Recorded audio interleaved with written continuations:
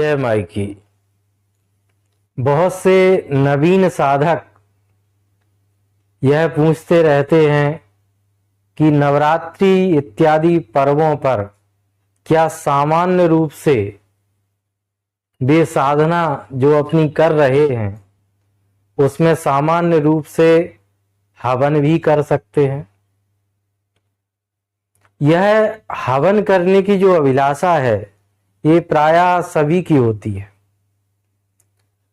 और प्रत्येक साधक को ये लगता है कि जो साधना नवरात्रि इत्यादि में कर रहे हैं उसके नवरात्रि के अंत में उन्हें हवन तो करना ही चाहिए, परंतु जब वे इस विधि को नहीं समझते तो क्या उन्हें हवन करने का अधिकार है? यह एक प्रश्न अवश्य है। पहले हमें हवन को समझ लेना चाहिए। हवन एक पूर्ण रूपेण वैज्ञानिक प्रक्रिया है। हवन का अर्थ केवल इतना नहीं है कि आपने कहीं भी किसी भी तरह से आग जला ली और उसमें कुछ भी पदार्थ आप डालने लगे स्वाहा जोड़ करके तो वह सब कुछ हवन हो गया। अग्नि तो आग तो कई प्रकार की होती है। एक आग वह भी है जो मरघट में जल रही होती है, एक आग वह भी है जो गली चौराहे पर कूड़े को जलाने के लिए उपयोग की जाती है, एक आग वह भी है जिससे हम अपनी रसोई में अपना भोजन पकाते हैं और एक आग वह भी है जिसे हम हवन की अग्नि कहते हैं। परंतु प्रत्येक अग्नि का एक महत्व है, अलग अलग तरह का महत्व है। आवश्यक सभी हैं, परंतु जब अग्नि को मंत्रों से संस्कारित किया जाता है, जब अग्नि के विधिवत संस्कार होते हैं, उसके लिए सर्वप्रथम संस्कारित या तो स्थंडल वेदी होना चाहिए या संस्कारित हवन कुंड होना चाहिए और फिर उस हवन कुंड या स्थंडल वेदी का भी विधिवत जो मंत्र बताए गए हैं उनके साथ उनका पूजन होना चाहिए। ब्रह्मा विष्णु महेश इत्यादि जो परिधि के देवता हैं उनका पूजन होना चाहिए। कुंड के तो बहुत सारे पूजन होते हैं, उन सब का विधिवत पूजन होना चाहिए। फिर विधिवत अग्नि को आवाहन किया जाना चाहिए, अग्नि के संस्कार किए जाने चाहिए और जब वो संस्कार संपन्न हो जाते हैं तभी अग्नि में दिव्य चैतन्यता प्राप्त होती है अग्नि को, तभी फिर हम अग्नि का पूजन करते हैं। फिर उसमें क्रमशः आहुतियां डालनी होती हैं। सर्वप्रथम प्रजापति इत्यादि देवताओं की आहुतियां का विवरण दिया गया है। फिर उसके बाद गणपति इत्यादि जो देवता हैं, गौरी इत्यादि, इनकी आहुतियां डालना होती, फिर नवग्रहों की आहुतियां डालना होती। फिर उसके बाद आपके जिस महाविद्या का आप जप कर रहे हैं उनके जो क्रम देवता है उन सभी की आहुतियां आपको डालना होती और फिर उसके बाद आप जिस मंत्र का जप कर रहे हैं या पाठ कर रहे हैं उसका आपको हवन करने का अधिकार होता है। अगर इस सब को समझे बिना आप ऐसे ही कुछ भी करने लगते हैं तो यह पूर्ण रूपेण अशास्त्रीय है, इसका कोई फल आपको प्राप्त नहीं होगा।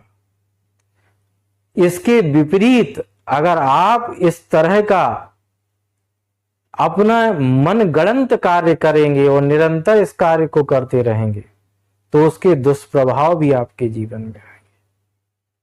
केवल जिस मंत्र का हवन कर रहे हैं उसका हवन कर लेना ही पर्याप्त नहीं होता।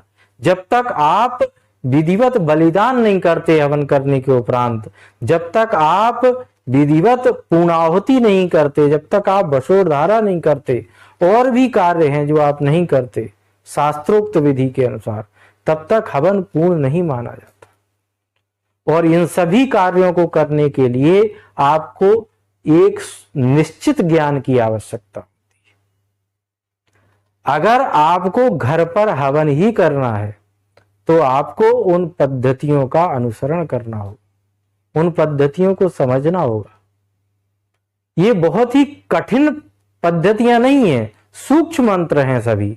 अगर आप उनको विधिवत समझ लेते हैं तो निश्चित रूप से आप अपने घर में हवन कर सकते हैं। इनके संबंध में, हवन के संबंध में हमने कई बार चर्चा की है, कई वीडियो के माध्यम से आपको समझाने का प्रयास किया। उन सभी की लिंक हम आपको डिस्क्रिप्शन में दे देंगे। आप उन्हें देखिए, समझिए और फिर जो शास्त्रीय विधान है उसके अनुसार हवन करना सीखिए और फिर आप आनंद के साथ नवरात्रि इत्यादि पर्वों पर हवन करिए। साथ ही एक और बड़ी विचित्र समस्या जो साधकों द्वारा हमें बताई गई है, इसकी भी चर्चा हम आपसे करना चाहेंगे। कुछ व्यक्ति अपने आप को आध्यात्मिक बताते हुए, बहुत बड़े साधक या कथाकथित धर्मगुरु बताते हुए कुछ इस प्रकार के अनैतिक हवन करने के लिए साधकों को प्रेरित कर रहे हैं, जिनके करने का संभवतः कोई भी विधान नजर नहीं आता। उनके तरीके बड़े ही अशास्त्रीय हैं। कहीं पर जोर जोर से मंत्रों को चीख चिल्ला करके, हूम फट स्वाहा करके, चिल्ला चिल्ला करके आहुति डालने के लिए कहा जाता है। कहीं कहीं कहा जाता है कि आप पूरे क्रोध में भर करके आहुति हवन में पटकिए, इससे माई की कृपा आपको प्राप्त होगी। यह सब बड़ा ही दुखद और हास्यास्पद है। इस सब के संबंध में हमने पूर्व में भी चर्चा की हुई है। अभी हमारे एक व्यक्ति जो धीरे धीरे साधना को समझने का प्रयास कर रहे हैं, उन्होंने हमें किसी का भेजा हुआ एक संदेश हमको भेजा, जिसमें उन्होंने हवन करने की विधि बताई है। यह सब हम आपको थोड़ा शेयर करना चाहते हैं। इस संदेश में लिखा हुआ है, जो हवन करना उन्होंने बताया है, वह आप समझेंगे तो आपको स्वयं समझ में आएगा कि किस तरह से अशास्त्रीय पद्धतियों का आचरण करने के लिए नवीन साधकों को प्रेरित किया जाता है। इसमें लिखा है कि हवन शुरू करने से पूर्व 10 दिक्पालाय नमः स्वाहा आहुति दें। ये सब इन्होंने लिखा है, इनकी ही भाषा है, इसलिए उसी भाषा में आपको बता रहे हैं। मछली शराब में डुबोकर बीच बीच में मंत्र पढ़ते हुए हवन कुंड में डालते रहें। खड़ी लाल मिर्च 100 ग्राम भी ले लें और बीच बीच में उसकी भी आहुति देते रहें। ये बता रहे हैं कि आपको मछली लेना है, उसको शराब में डुबोना है और अग्नि में, आग में डालना है और बीच बीच में खड़ी मिर्च डालना है। यहां मैं स्पष्ट करना चाहूंगा कि जो ये मिर्च वाला हवन है, ये बहुत ही ज्यादा व्यापक रूप से प्रचारित किया जाता है। क्या यह समझने की बात नहीं है कि अगर एक खड़ी मिर्च आपके मुंह में रख दी जाए तो आपको किस तरह से एहसास होगा, कितना बुरा लगेगा, क्या क्या आपको झेलना पड़ेगा, आपके मुंह को झेलना पड़ेगा, ये आप ही समझ सकते हैं। जब वह खड़ी एक मिर्च आप नहीं झेल सकते तो आपको क्या अधिकार है भगवती के श्री मुख में इस तरह की असभ्य आहुतियां डालने का। आगे यह लिखते हैं कि शराब से ही एक माला का तर्पण करें, बाद में तर्पणीयामी बोलकर दाएं हाथ से चुल्लू बनाकर उससे शराब उठाकर शराब कुंड में डाल दें। इनके जो शब्द हैं वही बता देते हैं कि यह कितने शास्त्रीय हैं। तर्पयामी के लिए इन्होंने क्या लिखा है ये हमने आपको पढ़ करके बताया। आगे लिखते हैं मार्जिन 10 बार,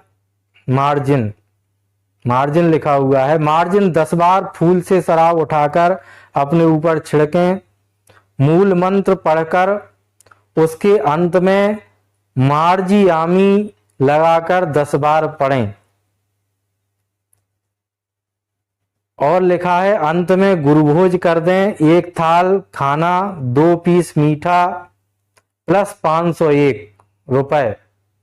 इसे पीले कपड़े में से ढककर ओम गुरुवे नमः की 1 माला जप कर कहें गुरुजन भोजन ग्रहण करें। और फिर आंख बंद कर 10 माला ओम गुरुवे नमः की करें। 3 माला जप करने के बाद गुरुजन आते दिखते हैं। ऐसा इनका कहना है कि आप इस तरह से थाली तैयार करें, 501 रुपए उसमें रखें तो आपको गुरुजन आते हुए दिखाई देंगे। फिर ये लिखते हैं कि आधे घंटे बाद वह खाना स्वयं खा लें। दूसरे दिन गोला खोलकर किसी मंदिर में रख दें और उसका जो पैसा है और जो गुरुभोज का पैसा है वह सब इन्होंने लिखा है कि मेरे अकाउंट में जमा कर दें, यानी उनके अकाउंट में वो पैसा जमा कर दें। मुख्य बात यही है। और फिर आपका अनुष्ठान पूरा हो जाता है। फिर इन्होंने लिखा है कि कुछ दिन बाद आपको पुनः आगे की साधना करना है। तो इस प्रकार के व्यक्ति इस प्रकार की भाषा का प्रयोग करके हवन करना लोगों को सिखा रहे हैं। यह सब आपके सामने रखने का उद्देश्य केवल इतना है कि इस तरह के लोगों से सावधान रहने की आवश्यकता है। आपको यह समझना चाहिए कि जहां भी प्रत्येक क्रिया के साथ धन को जोड़ा गया है, धन को जोड़ने की बात कही जा रही है, वहां आपको सावधान हो जाना है। आपको यह समझ लेना है कि यह व्यक्ति सही नहीं है। जो व्यक्ति शुद्ध भाषा का उपयोग भी नहीं कर पा रहा है, जो शुद्ध लिख नहीं पा रहा है, जो शुद्ध बोल नहीं पा रहा है, वो कितना संस्कारित होगा, यह सब समझने की आवश्यकता है। ऐसे धन के लोभियों से सावधान रहना चाहिए। अगर आप ऐसे व्यक्तियों से सावधान रहते हैं तभी आप संस्कारित साधना कर सकते हैं। जय माई की।